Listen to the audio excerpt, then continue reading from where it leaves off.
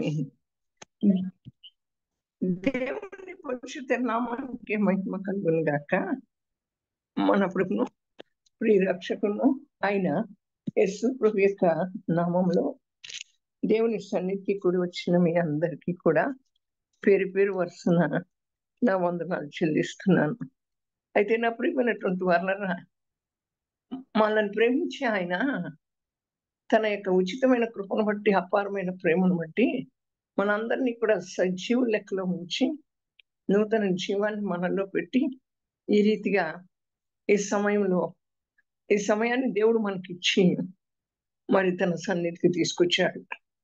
ఏమిచ్చి మనం తీర్చుకోలేం, కానీ రక్షణ పాత్రను చేత పట్టుకొని కృతజ్ఞతాస్తుతులు చెల్లించుతున్నాం. అయితే నా ప్రియమైన వాళ్ళరా, దేవుని రాకడ బహు సమీపంగా ఉంది. దేవుని రాకడకు సూచనలు కనపడుతున్నాయి అని మనం అందరం కూడా చెప్పుకుంటున్నాం, చూస్తున్నాం, వింటున్నాం. మన చుట్టూ ఉన్న పరిస్థితులు కూడా గందరగోళంగానే కనపడుతున్నాయి. ఎక్కడ నెమ్మది లేదు, ప్రపంచంలో నెమ్మది లేదు, పట్టణాల్లో నెమ్మది లేదు, సమాధానం లేదు, కుటుంబాల్లో నెమ్మది సమాధానం లేదు, గృహాల్లో కూడా నెమ్మది సమాధానం లేదు. ఎందుకని? మరి నా ప్రియమైన వాళ్ళరా, ఇవి అంత్యకాలం కదా. అయితే అపవాది గర్జించు సింహం వలె ఎవరిని మృంగుదునా అని తన కాలం కొంచెమేనని ఎరిగి, తన సమయం కొంచెమేనని ఎరిగి తను ఏం చేస్తున్నాడు? గర్జించు సింహం వలె తిరుగులాడుతూ ఉన్నాడు. అయితే మనం ఏం చేయాలి? మనం దేవుని కోసం ఎదురు చూడాలి, దేవుని రాక కొరకు ఎదురు చూడాలి, దేవుని కొరకు మనం సిద్ధపడాలి. అంటే నా ప్రియమైనటువంటి వాళ్ళరా, సిద్ధపాటు జీవితం మనకు లేకపోతే మనం ఎక్కడుంటాం? మనల్ని చూసి దేవుడు ఆనందించడు, మనల్ని చూసి దేవుడు సంతోషించడు కదా.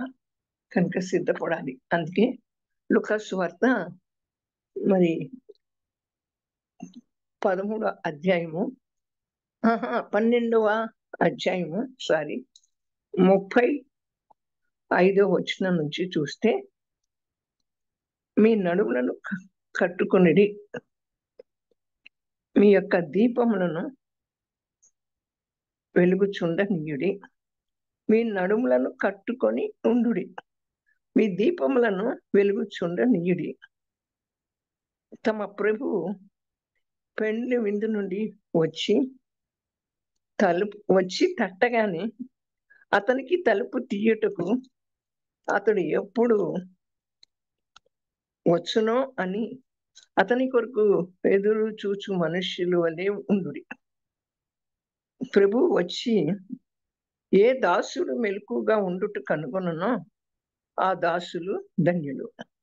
అతడు నడుము కట్టుకొని వారిని భోజన పంక్తిని కూర్చుండబెట్టి తానే వచ్చి వారికి ఉపచారం చేయునని మీతో నిశ్చయముగా చెప్పుచున్నాను. ఏం చేయాలంట? మన నడుములను కట్టుకొని ఉండాలంట. అన్నిటికీ కూడా నడుమే. అంటే నడుము కనుక బలంగా ఉంటే, నడుము బలహీనం అయితే మనం నుంచోలేమో, కూర్చోలేమో, ఏ పని చేయలేము. మన నడుము బలంగా ఉన్నట్లయితే మనం తిన్నగా నిలబడగలుగుతాం. మరి తిన్నగా నిలబడినట్లయితే మన యొక్క ప్రయాణం, మన యొక్క గురి గమ్యం ఎటువైపు వెళ్తుందో అనేది తెలుసుకుంటాం. మనం తిన్నగా దేవుణ్ణి నిలబడకపోతే, మన నడుములు కట్టపడకపోతే, మన ఆత్మీయ ప్రయాణంలో మన గురి ఏంటో, మన గమ్యం ఏంటో దిక్కుతో వస్తున్నటువంటి పరిస్థితిలో ఉంటాం. కనుక మీ నడుములను కట్టుకొని ఉండి, మనస్సు అనే నడుమును కట్టుకోవాలి. మన మనస్సు చంచలమైనటువంటిది. మన మనస్సు పరిపరి విధాలుగా ప్రవర్తిస్తూ ఉంటాం. ఇక్కడ ఉంటాం, ఎక్కడో ఆలోచించేస్తాం. వాక్యం వింటున్నాం అనుకుంటాం, మన మనస్సు ఎక్కడో ఆలోచించేస్తూ ఉంటాం. దేవుని సన్నిధికి వెళ్తాం, అక్కడ కూర్చున్నప్పుడు మన మనస్సు ఎక్కడికో ప్రయాణం చేస్తుంది. అవును నా ప్రియమైన వాళ్ళరా, కనుక మనస్సు అనే నడుమును కట్టుకోవాలి. ఎప్పుడైతే మన మనస్సు దిట్టపరచబడుతుందో మన నడుము కూడా బలపరచబడుతుంది, మనం కూడా బలంగా నిలబడగలుగుతాం. ఇప్పుడు మనం మామూలుగా నడుము సరిగ్గా లేకపోతే మన పని మనం చేసుకోలేము, నిలబడలేము. మన నడుములో బలహీనత ఉన్నప్పుడు మనకి స్థిరత్వం ఉండదు, అస్థిరత్వం కలిగి ఉంటాం. అయితే నా ప్రియమైనటువంటి వాళ్ళరా, అందుకని వాక్యం ఏం చెప్తుందంటే, మీ నడుములను కట్టుకొనండి, మీ దీపములను వెలుగుచుండనివ్వుడి. వెలుగుచుండని మన దీపం, మన రక్షణ దీపాన్ని వెలిగించి మంచం కింద కొంచెం కింద పెట్టుగా దీపస్తంభం మీద పెట్టేటువంటి వరంగా ఉండాలి. ఎప్పుడైతే మన రక్షణ దీపాన్ని వెలిగించి మంచం కింద కొంచెం కింద పెట్టుగా దీపస్తంభం మీద పెడతామో, ఆ వెలుగుచున్నటువంటి ఆ దీపం, ఆ దాని యొక్క వెలుగు అంతటా అది ప్రకాశిస్తూ ఉంటుంది. అది ఇల్లు అయితే ఇల్లు, లేక మన చుట్టూ ఉన్నటువంటి నైబర్స్ లోనైతే అందరి మీద కూడా ఆ వెలుగు ప్రకాశిస్తూ ఉంటుంది. ఎప్పుడైతే మన యొక్క దీపాన్ని వెలుగుచుంట నీయకుండా ఉన్నాం అనుకోండి, మనం చీకట్లోకి వెళ్ళిపోతాం. మన బ్రతుకులు గాఢాంధకారం అయిపోతాయి. మనం చీకట్లో నుండి, ఆ గాఢాంధకారపు లోయలో నుండి తప్పించడానికే కదా దేవుడు మన కోసం వచ్చింది.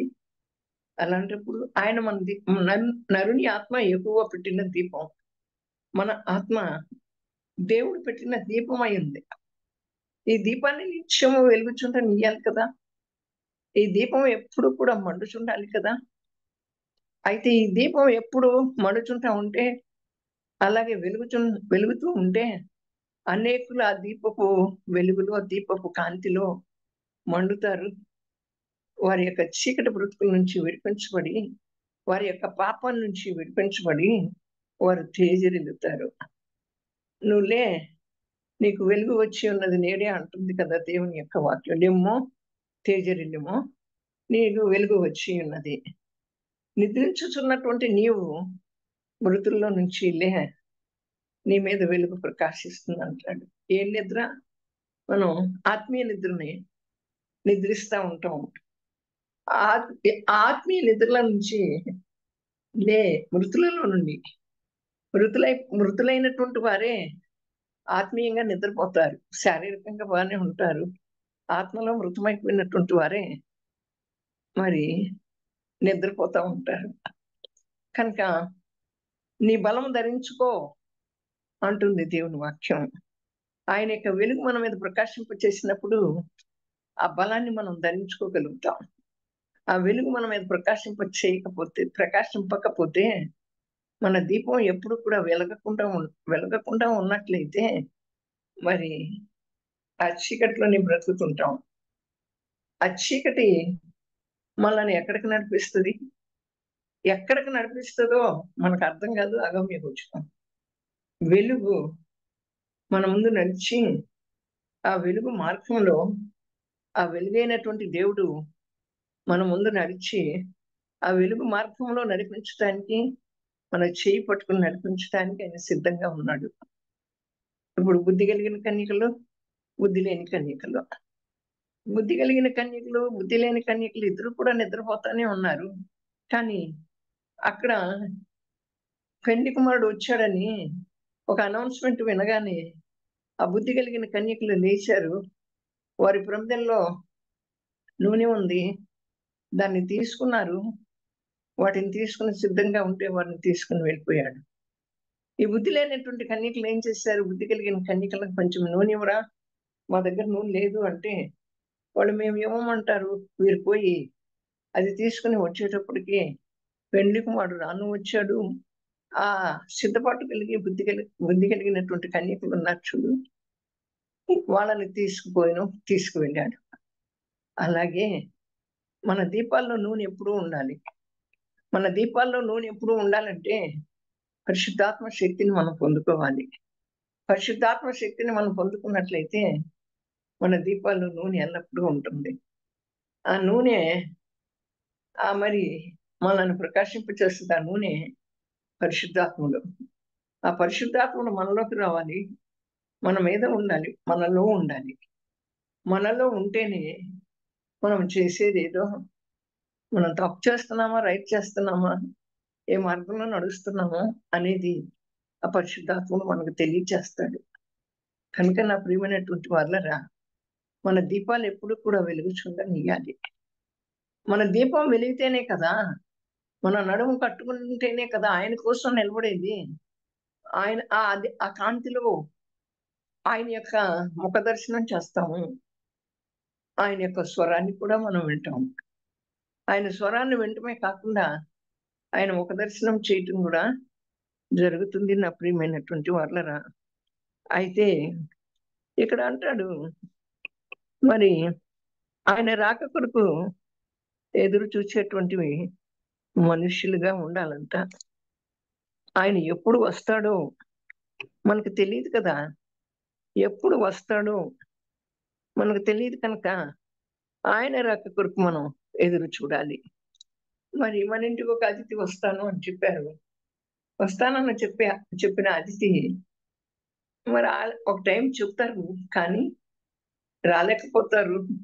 వాళ్ళు ఎప్పుడు వస్తారా, ఎప్పుడు వస్తారా, ఈ టైం ఎప్పుడైపోతుందా, వాళ్ళు వచ్చే టైం అని ఎదురు చూస్తాం. ఈ లోకంలో ఉన్నటువంటి గొప్పవారిని చూసి మనం అలా అనుకుంటే, ఎందుకంటే గొప్ప అయిన యేసయ్య మనం ఎప్పుడు వస్తాడా అని చెప్పి మనం ఎదురు చూడవలసినటువంటి వారంగా ఉంటున్నాం.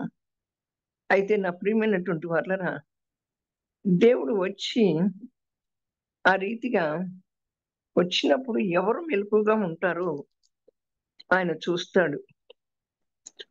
దేవుడు వచ్చినప్పుడు ఎవరు మెలకుగా ఉంటారు అనేది ఆయన చూస్తాడంట. ఇక్కడ ఈ పారాగ్రాఫ్ చదువుకుంటే మీకు అర్థమవుతుంది.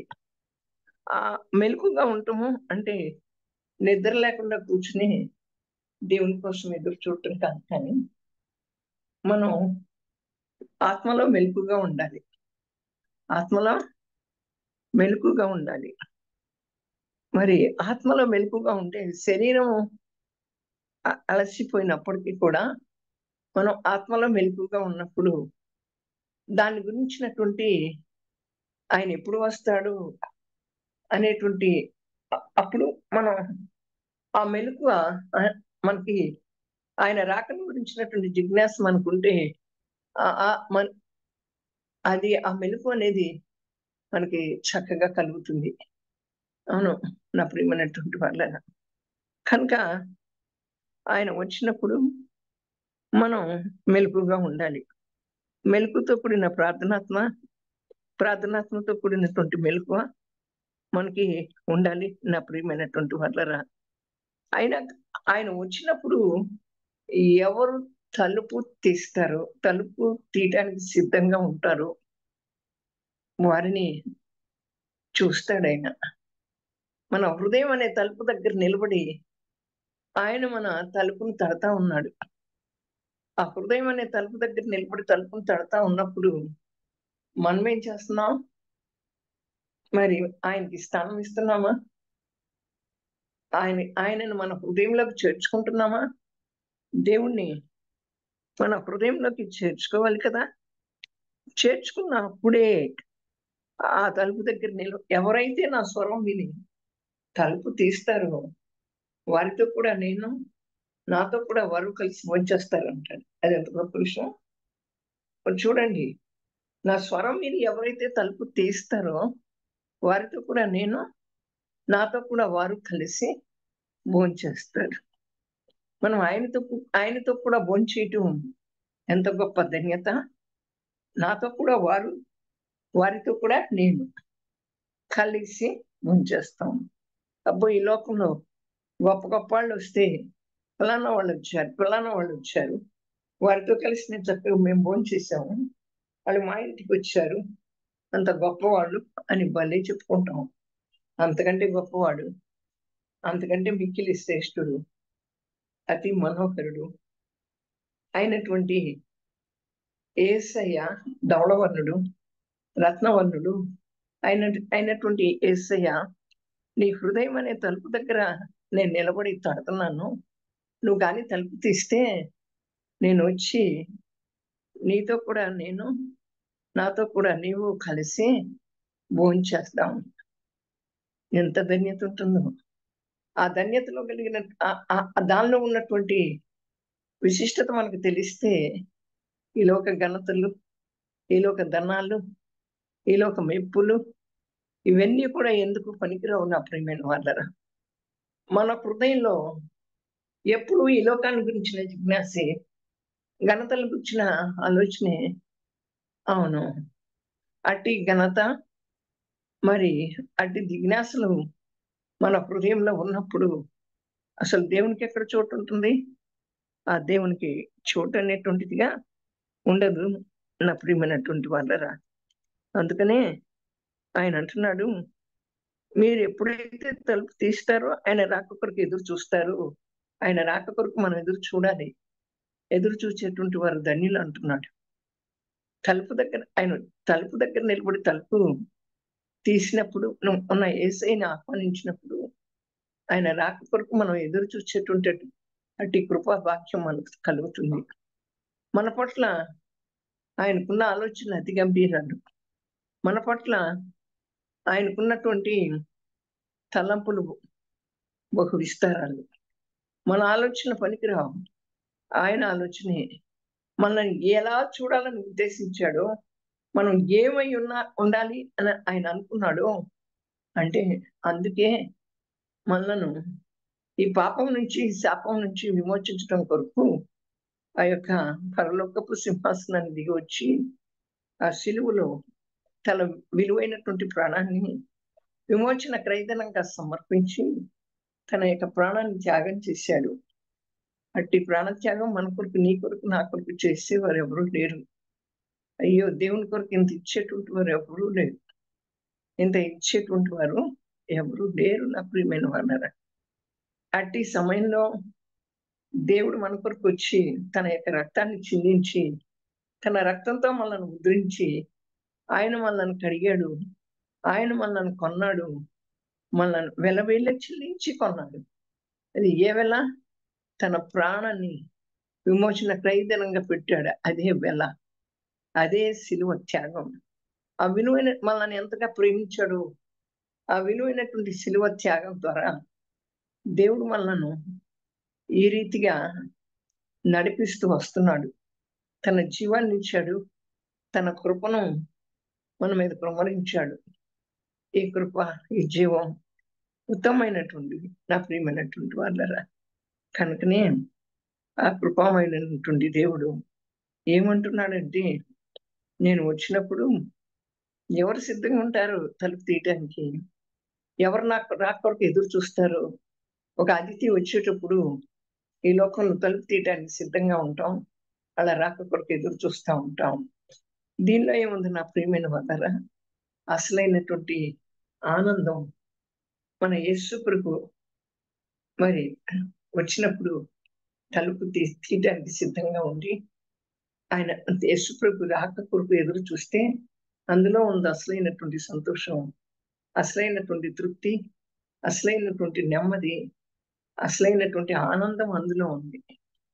ఎందుకండి, ఈ దేవుడు మనల్ని దినం బతికించాడు, ఈ సమయం ఇచ్చాడు. ఆ బతికించినటువంటి దేవునికి వేల వేల కృతజ్ఞతాస్తుతులు అసలు మనం చెల్లించాలి. ఎంత గొప్ప దేవుడు అండి. మనల్ని చేయి విడిచాడా? మనకు కావాల్సినవన్నీ ఆయన ఇస్తున్నాడు కదా. నువ్వు నోరు తెరిచి అడగకముందే అక్కర్లన్నీ తీరుస్తున్నాడు కదా. మన అక్కర్లేంటో ఆయనకు తెలీదా? మన అక్కర్లేంటో ఆయనకు తెలుసు కదా నా ప్రియమైనటువంటి వాళ్ళరా. అందుకనే మనం ఆయన వచ్చి మన హృదయం అనే తలుపు దగ్గర నిలబడినప్పుడు ఆ తలుపుని తీయాలి. తీసి మన హృదయంలోకి ఆయన రావాలని రాక కొరకు మనం ఎదురు చూడాలి. అయితే నా ప్రియమైనటువంటి వాళ్ళరా, ఆయన వచ్చినప్పుడు ఏ దాసుడు మెలకుగా ఉంటాడో వారిని చూస్తాడంట దేవుడు. ఆ మెలకుగా ఉన్నటువంటి దాసుడు మరి ధన్యుడు అంటున్నాడు. ఆయన వచ్చినప్పుడు ఎవరైతే మరి మెలకుగా ఉంటారో, మరి ఆయన అంటే ఎవరు మెలకుగా ఉంటారో ఆయన చూస్తూ ఉంటాడంట. అవును, తెల్లవారుజామున 3 గంటల నుంచి 6 గంటల వరకు దేవదూతలు అంటే సంచారం చేస్తూ ఉంటారంట. దేవుణ్ణి ఎవరు స్తుతిస్తున్నారు, దేవుని నామాన్ని ఎవరు మహిమపరుస్తున్నారు, దేవుని కొరకు ఎవరు చింత కలిగి ఉన్నారు, సరే ఎవరు ప్రార్థిస్తున్నారు అని ఆ దేవదూతలంట సంచారం చేస్తూ ఉంటారు. ఆ సంచారం చేసేటువంటి దేవదూతలు ఆ తెల్లవారుజామున ప్రార్థనని ఆయన సన్నిధికి తీసుకుని వెళ్తారంట. ఆయన నా ప్రియమైన వాళ్ళరా, ఆయన మనల్ని ఎంతగా ప్రేమిస్తున్నాడో చూడండి. ఆయన దయాదాక్షిణ్య పూర్వకం, ఆయన కనికరం కలిగిన దేవుడు.